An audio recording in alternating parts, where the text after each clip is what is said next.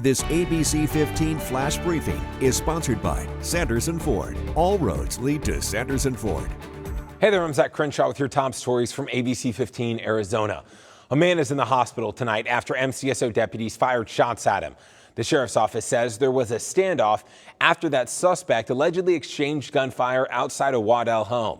A spokesperson for the department says it started as a domestic violence call at a home near Perryville and Olive. Our Ashley Holden talking to neighbors about the chaos they witnessed. Right now we have limited information, but we have seen MCSO going in and out of this garage door here. We were also able to talk to neighbors who tell me that they heard shots fired Saturday night.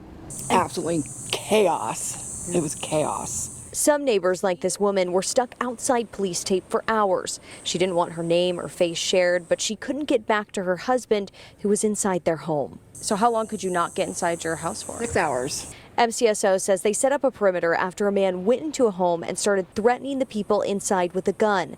We're told the people in the house knew the man, but MCSO wouldn't tell us how. Deputies eventually gave the man commands, but he refused to come out. What were some of the commands they were giving? Just to come out with his hands up and that they weren't here to hurt him or the child. The neighbor we spoke with and multiple others told me they heard commands being given that implied there were children in the house. We asked, but MCSO wouldn't tell us who was inside. They did say the man eventually came out through the garage with a gun.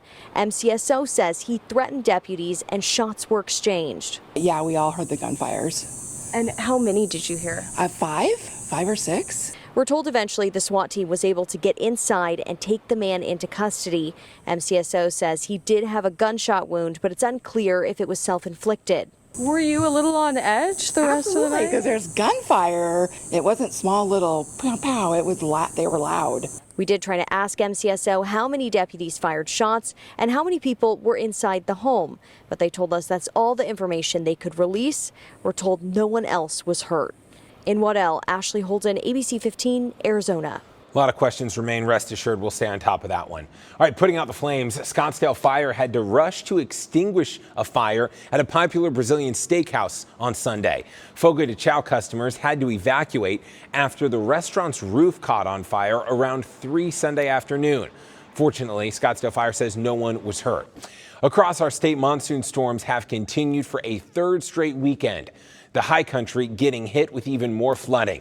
This is video from Mount Eldon Lookout Road. Brian Klimowski showing that rushing water, making that dirt road impassable.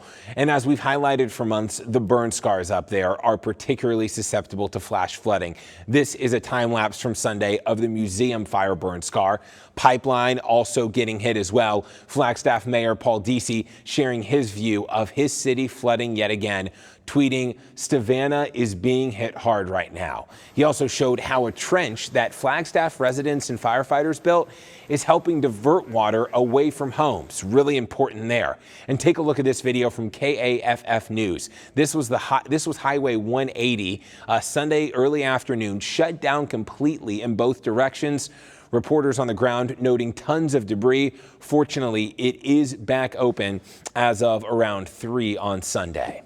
Well, the U.S. Navy is set to pay Raytheon Missile and Defense in Tucson $96 million. That money is to maintain and recertify a key ship defense missile system.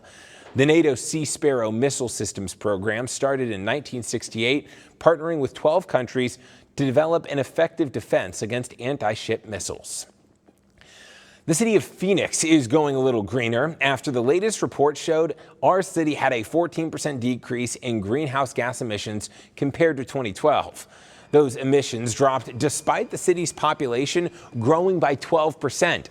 That includes the use of street lighting, electricity, water services, and of course the city's fleet and gas costs.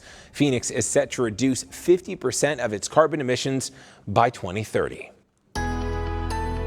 Hey there, everyone. Tracking your most accurate forecast. I'm meteorologist Jorge Torres. We're expecting another warm Monday, but it will be cooler than average with highs in the lower 100s. Starting off with temperatures in the 80s around 6 o'clock, heating up to 96 at midday and reaching highs around 102 degrees by the afternoon. But the chance for storms does continue on our forecast throughout Monday. In fact, Sunday night, there's a chance for storms across southern and central parts of the state with a lull Monday afternoon into the evening. But the chance for storms, according to Futurecast, ramps up early Tuesday morning. So we're talking talking about storm opportunities over the next several days here in the Phoenix metro. Overnight tonight across the state, lows staying in the 50s up in Flagstaff and along the Mogollon Rim, 60s and 70s throughout Gila County and across central parts of the state, with the lower deserts generally in the 70s and low to mid 80s. Tomorrow, highs in the 80s there in Flagstaff. Once again, 91 in Winslow, near 100 as you head toward the Grand Circle. And your 7-day forecast keeping those temperatures on the warmer side with a chance of rain in the forecast for the next 7 days. This ABC15 flash briefing is sponsored by Sanderson Ford. All roads lead to Sanderson Ford.